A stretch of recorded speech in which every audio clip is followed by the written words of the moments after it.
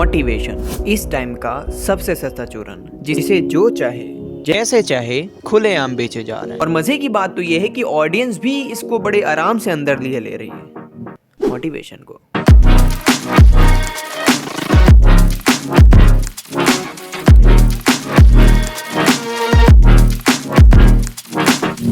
अब देखो, हमारे इस गोले पर जो दुखी, होपलेस या डिमोटिवेटेड होने की जो फीलिंग है ना, वो हम ह्यूमंस के अंदर शुरू से रही है। पहले बंदा जब थोड़ा बहुत डिप्रेस्ड भी होता था ना, तो क्या होता था, किसी तरीके से अपने आप को वो इंस्पायर करता था, वेदर एनवायरनमेंट में जाके या किसी और तरीके से।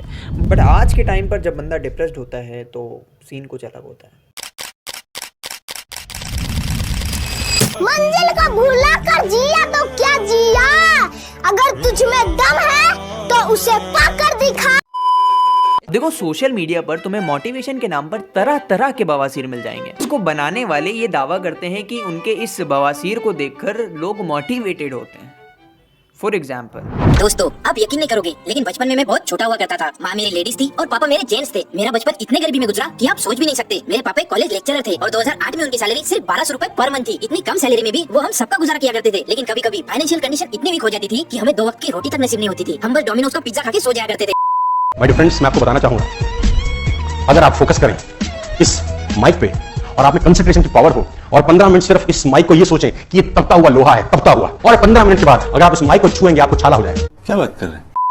अमिताभ बच्चन एक साथ आया, शशि कपूर एक साथ आया, एक संसार से दुर्लभता के साथ गायब हो गया, एक बापू बन गया। इमोशंस को मैनेज कर पाना भाई, इमोशंस को मैनेज कर पाना, इमोशंस का खेल है रे। वही अक्षय कुमार जो देश की धड़कनों में बहता था, केवल एक बार बोल दिया, दाने दाने में कैंसर का दम। स्टडीज शो करती हैं कि ये जो 2-2, 5-5 मिनट की वीडियोस बंदा मोटिवेशन के नाम पर सुनता है, इसको देखने के बाद बंदा और डिप्रेस्ड हो जाता है। नहीं, सच्ची, इसका रीजन ये है कि ड्यूरिंग द टाइम जब बंदा उस वीडियो को देख रहा होता है, वो तो ये सोच रहा होता है कि ये वीडियो हमें एक अपार मोटिवेशन देगी और हम जिंदगी भर के लिए मोटिवेटेड रह जाएंगे। लेकिन होता तो एकदम उल्टा है। बंदा थोड़ी ही देर बाद फिर ढीला पड़ जाता है। हम लोग उस पर्टिकुलर कंटेंट को ये सोचकर सुनते हैं कि हमेशा से ये मोटिवेशन रहेगा जो हमें इस वीडियो से मिल रहा है। बट होता क्या है कि वो जो मोटिवेशन रहता है वो पर्टिकुलर टाइम तक के तो रहता है, बट उसके बाद बंदा ठुस हो जाता है। एंड अल्टीमेटली होता है क्या है कि ये जो प्रोसेस होता है ना, कि वीडियो देखी, अलेक्जेंडर बन गए, फिर ठुस पड़ गए, तो ये पूरे प्रोसेस के बाद बंदे को ये लगने लगता है कि यार, इसको तो मैं समझता था कि यार ये मुझे मोटिवेशन देगा, then I will be doing what I want to do, but और बंदा डिप्रेशन में पड़ जाता है। सबसे पहले तो आपको ये ध्यान रखना पड़ेगा कि घबराना नहीं है। वेल, मजाक की बातें साइड में, सबसे पहली चीज which I use to do और I use to think during the time of this kind of depression and hopelessness is कि हमें इस बात को समझना पड़ेगा कि ये जो फिनोमेना है डिप्रेस हो जाने का, ओवरथिंक करने का या दुखी हो जाने का, ये एक नेचुरल फिनोमेना है। ये कोई मतलब मार्स से आए हुए आदमी के साथ नहीं होता है, ये इस गोले पर होता रहा है और होगा।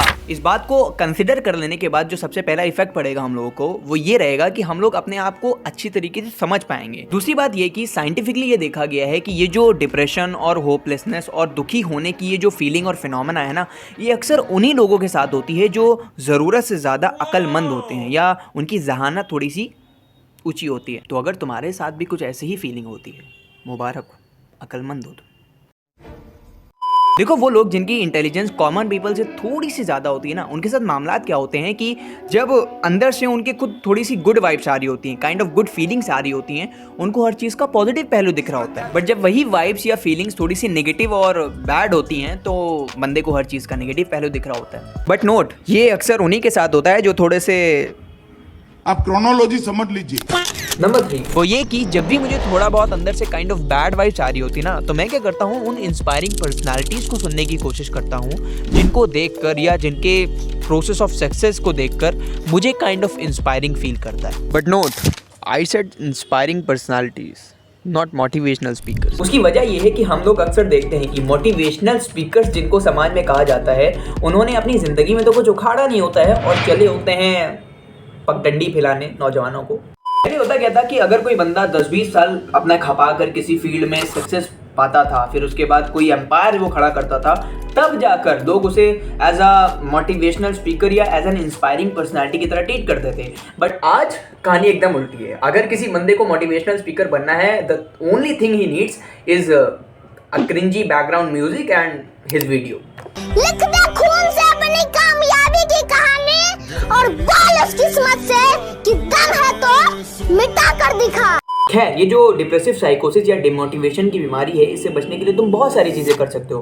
फॉर एग्जांपल, नए फ्रेंड्स बनाना, नई नई स्किल्स सीखना, नई जगह पर ट्रैवल करना वगैरह वगैरह। इससे होगा क्या कि वो जो तुम्हारे अंदर खालीपन है ना, जो कि तुम्हें बार बार डिप्रेशन की ओर ढकेलता है, वो खत्म हो जाएगा।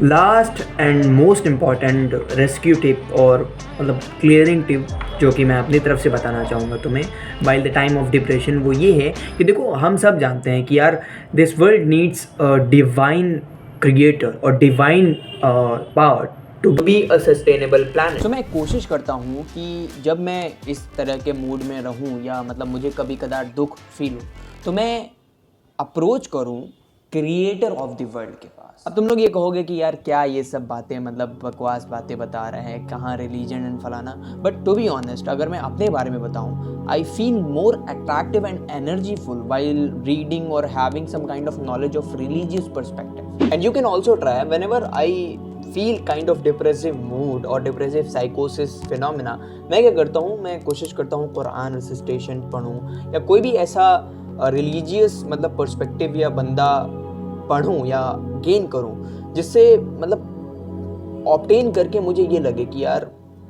There are kind of hope in this world. And या अगर तुम्हें ये जानना है कि मैं किन इंस्पायरिंग पर्सनालिटीज़ की बात कर रहा हूँ, तो नीचे कमेंट कर सकते हो, मैं अलग से वीडियो बना दूंगा या तो कमेंट का जवाब दे दूंगा। बाकी देखो, किसी भी प्रॉब्लम को टैकल करने के लिए हर बंदे का अलग तरीका होता है। It work for me and may be for you, but मेरे हिसाब से this is the best way to dominate the depression and anxiety.